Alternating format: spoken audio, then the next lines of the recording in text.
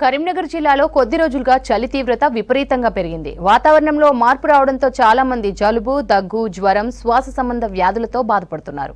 మరో 2 నెలల పాటు చలి తీవ్రత పెరిగే అవకాశం ఉండడంతో జాగ్రత్తలు తీసుకోవాలని కోరుతున్నారు డాక్టర్లు.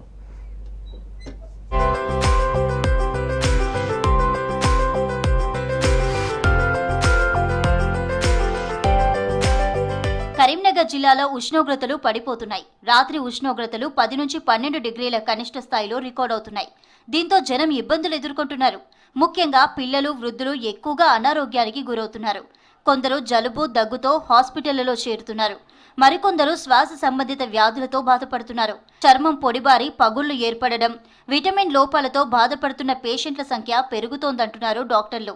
శీతాకాలంలో జీర్ణ వ్యవస్థ పనితీరు మందగించడమే కాకుండా ఊపిరితిత్తుల సమస్యలు వస్తుంటాయని చెబుతున్నారు. చాలా మంది చిన్నపిల్లలు చలితో రకరకాల వైరల్ ఇన్ఫెక్షన్స్ తో బాధపడుతున్నారన్నారు డాక్టర్లు. బాగా చల్లగా చలితోటే బాగా జ్వరం వచ్చింది. పెద్దోళ్ళకి ఇంట్లో అందరికి జ్వరాలే. ఇంటికాడ షట్టర్లు వేసుకొని దుప్పట్లు కప్పుకొని దగ్గు చలితోనే.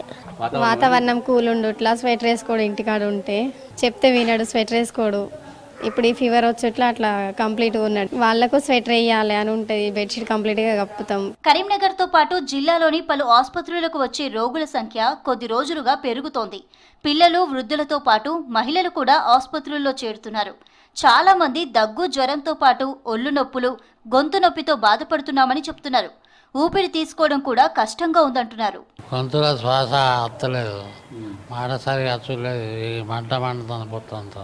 అదే జ్వరాలు ఎత్తనే కదా నాకు జ్వరం. చలి పెరిగింది, చలితోనే కొంచెం జ్వరం లెక్క వచ్చి కొంచెం రక్త కణాలు పడిపోయి చాలా బాగుంది. ఇంట్లో అందరూ జ్వరాలే, స్వెటర్లు వేసుకుంటారు. ఇంట్లోనే ఉంటాం, మేము బయటకు వెళ్ళాము, ఎక్కువ వెళ్ళాం.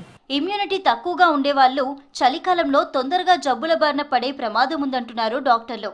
ఆస్తమా లాంటి సమస్యలున్న వారికి ఊపిరితిత్తుల్లో సమస్యలు తలెత్తి న్యూమోనియా వ్యాపించే అవకాశం ఉందని చెప్పారు. చలికాలంలో మలేరియా లాంటి జ్వరాలు వచ్చే అవకాశం ఉన్నందున ఇంట్లో దోమతెరలు, మస్కిటో రిఫ్లెంట్ లాంటివి వాడాలని సూచిస్తున్నారు. చలి తీవ్రత ఎక్కువగా ఉన్నప్పుడు బయటకు రావడం తగ్గించాలని, వేడి ఆహార పదార్థాలు తినాలని, ఎక్కువగా మంచినీరు తాగాలంటున్నారు డాక్టర్లు.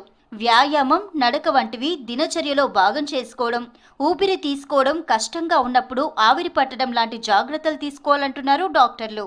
రాకుండా అంటే ఇప్పుడు మస్కిటో బోర్న్ డిసీజ్ అంటే ఇప్పుడు మలేరియా అలాంటి రాకుండా ఉండాలంటే మస్కిటో రిపెల్లెంట్స్ అలాంటి వాడటం, నెట్స్ యూజ్ చేయటం, అలా జాగ్రత్తలు తీసుకుంటే అది రూరల్ పీపుల్లో ఎక్కువ ఉంటాయి. వ్యాజిలిన్స్ కానీ ఇలాంటి స్కిన్ క్రాక్స్ అలాంటి స్కిన్ డ్రై కాకుండా, పొడి కాకుండా చూసుకుంటే స్కిన్ డిసీజెస్ నుంచి కూడా మనం బయటపడవచ్చు. ఇక ప్రస్తుతం కరీంనగర్ జిల్లాలో ఉష్ణోగ్రతలు పడిపోయాయి. వీటికి తోడు ఈదురుగాలులు వీస్తున్నాయి. అందుకే తగిన జాగ్రత్తలు తీసుకోవాలంటున్నారు డాక్టర్స్.